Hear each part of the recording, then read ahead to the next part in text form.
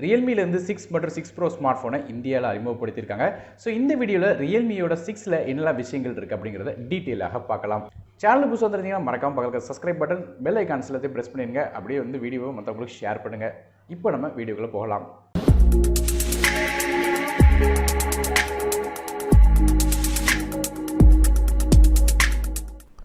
ரியல்மியோட இந்த 6 ஸ்மார்ட் ஃபோனை பற்றி பேசும்போது நம்மளோட ஃபோனில் இருக்கிற பில்லேருந்து ஆரம்பிக்கலாம். பேக் சைடில் ஒரு கிரேடியன் பேட்டர்ன் கொடுத்துருக்காங்க. ஆனால் இது பிளாஸ்டிக் பாடி. ரியல்மி 6 ப்ரோவில் கிளாஸ் பாடி கொடுத்தது குறிப்பிடத்தக்கது. இது பிளாஸ்டிக் பாடினாலும் பார்க்கறதுக்கு நல்ல ஒரு லுக் கொடுக்குது. மேலும் இந்த ஃபோனோட ஃப்ரண்ட் சைடோட டிஸ்பிளேக்கு வரும். ஃப்ரண்ட் சைடில் நமக்கு ஒரு 6.5 inch full HD plus LCD display கொடுத்துருக்காங்க. இந்த டிஸ்பிளே 90 ஹெட்ஸ் ரிஃப்ரெஷ் ரேட்டோட வருது. 480 நிட்ஸ் வரையும் இதோட பிரைட்னஸ் போகுது. ப்ரொடெக்ஷனுக்காக இதில் கார்னிங் கோரில்லா கிளாஸ் 3யோட ப்ரொடெக்ஷன் கொடுத்துருக்காங்க. மேலும் இந்த டிஸ்பிளே ஒரு பஞ்ச் ஹோல் கேமராவாக வருது. சிங்கிள் பஞ்ச் ஹோலாக வருது. நமக்கு வந்து ரியல்மி 6 ப்ரோவில் கார்னிங் கோரில்லா கிளாஸ் 5 சப்போர்ட் கொடுத்துருந்தாங்க. இது கொஞ்சம் குட்டி டவுன் கிரேடாக இருக்குது. மேலும் அடுத்ததாக இந்த ஃபோனோட ப்ராசரை பார்க்கலாம். ப்ராசரை பொறுத்தவரையும் இந்த ஃபோனில் மீடியாடெக்கோட ஹீலியோ G90T அப்படிங்கிற சிப்செட் கொடுத்துருக்காங்க. ஸோ இந்த சிப்செட்டை எங்கேயா கேள்விப்பட்டிருக்கீங்களா? ஸோ இதுக்கு முன்னாடி கேள்விப்பட்டிருந்தீங்கன்னா கீழே கமெண்ட் செக்ஷனில் மென்ஷன் பண்ணுங்கள். அதாவது ரெட்மியோட Note 8 ப்ரோ ஸ்மார்ட் ஃபோனில் பயன்படுத்தப்பட்ட அதே ப்ராசர் இதில் பயன்படுத்தியிருக்காங்க. இதில் 2 Cortex A76 கோர்ஸும் 6 Cortex A55 கோர்ஸும் கொடுத்துருக்காங்க. மேக்ஸிமம் கிளாக் ஸ்பீட் 2.05 GHz வரையும் போகுது. கிராஃபிக்ஸ்க்காக இதில் வந்து மாலியோட G76 அப்படிங்கிற GPU கொடுத்துருக்காங்க. 800 MHz வரையும் ரன் ஆகுது. ஸோ பெர்ஃபார்மன்ஸ் பார்த்தீங்கன்னா எல்லா விதமான ஹெவியான கேம்ஸும் ஆப்ஸும் ரன் ஆயிரும். அதை ரெட்மி Note 8 ப்ரோ பற்றி கேள்விப்பட்டிருந்தீங்கன்னா கண்டிப்பாக தெரியும். அதே பெர்ஃபார்மன்ஸ் இதுலேயும் கிடைக்கும் சொல்லியிருக்காங்க. ஸோ பப்ஜியாக இருக்கட்டும், ஆஸ்பால்ட் 9 இருக்கட்டும், எந்த கேம்ஸ் கொடுத்தாலும் இதில் ஈஸியாக பிளே ஆகும். ஆனால் இதில் ஒரே ஒரு விஷயம் என்னன்னு கேட்டிங்கன்னா ரியல்மியோட 6 ப்ரோவில் ஸ்னாப்ட்ராகனோட 720G அப்படிங்கிற சிப்செட் பயன்படுத்தியிருக்காங்க. ஸோ தியரிட்டிக்கலாக பார்த்தீங்கன்னா 2 சிப்செட்டும் கிட்டத்தட்ட ஒரே மாதிரி பெர்ஃபார்மன்ஸ் கொடுத்தாலும் லைட்டாக வந்து ரியல்மி 6 ஃபோனில் இருக்கிற மீடியாடெக்கோட ஹீலியோ G90T கொஞ்சம் பெட்டராக பெர்ஃபார்ம் பண்ணும். ஸோ சிப்செட்டை கொஞ்சம் மாற்றி கொடுத்த மாதிரி தெரியுது. ஆக்சுவலாக ரியல்மி 6 ப்ரோவில் தான் இந்த சிப்செட் இருந்திருக்கணும். காரணம் என்னென்னா ஆன்டிடு பெஞ்ச் மார்க் நமக்கு ரியல்மி 6 ப்ரோவில் உள்ள ஸ்னாப்ட்ராகன் 720G கம்பேர் பண்ணி பார்க்கும்போது இது கூட கொஞ்சம் அதிகமாக ஸ்கோர் எடுத்திருக்கு. சரி இருக்கட்டும், எப்படினாலும் இது கேம்ஸ்க்கு நல்ல உகந்த ஃபோனாக இருக்கும். மேலும் ரேம் மற்றும் இன்டர்னல் ஸ்டோரேஜுக்கு வருவோம். இந்த ஃபோன் 3 டிஃபரெண்டான கான்ஃபிகரேஷன் வருது. 4GB RAM with 64GB ஸ்டோரேஜோடும், 6GB RAM with 120GB ஸ்டோரேஜோடும், 8GB RAM with 120GB ஸ்டோரேஜோட வருது.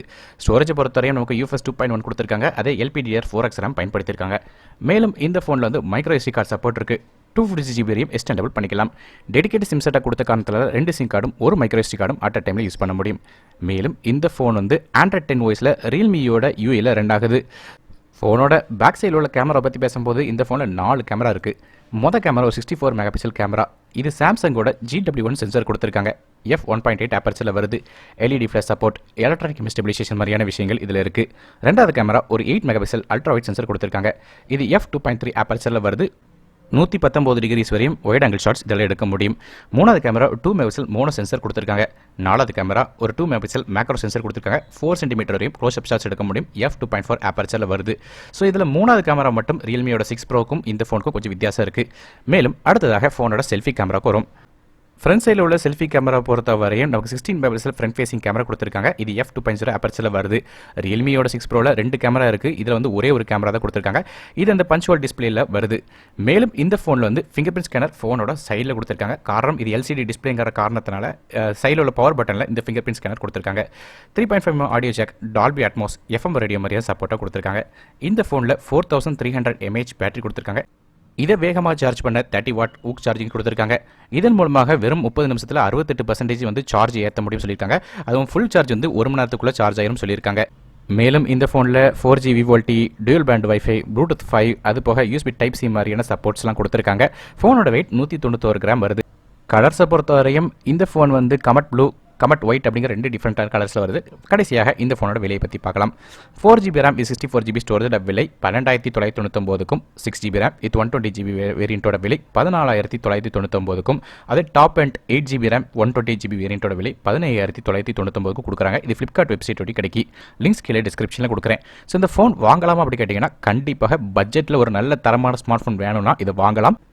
ஒருவேளை இந்த ஃபோன் வாங்கலாமா இல்லைனா ரியல்மியோட 6 ப்ரோ ஸ்மார்ட் ஃபோனை வாங்கலாமா அப்படின்னு கேட்டிங்கன்னா ஸோ 2 ஃபோனுமே வந்து ஒன்றுக்கு ஒன்று குறைஞ்சதில்லை. ரியல்மியோட 6 ஃபோன் வந்து ரியல்மி 6 ப்ரோக்கு கொஞ்சம் ஒரு குட்டி டவுன் கிரேடாக இருக்குது. மற்றபடி இது நல்ல ஃபோன் தான்.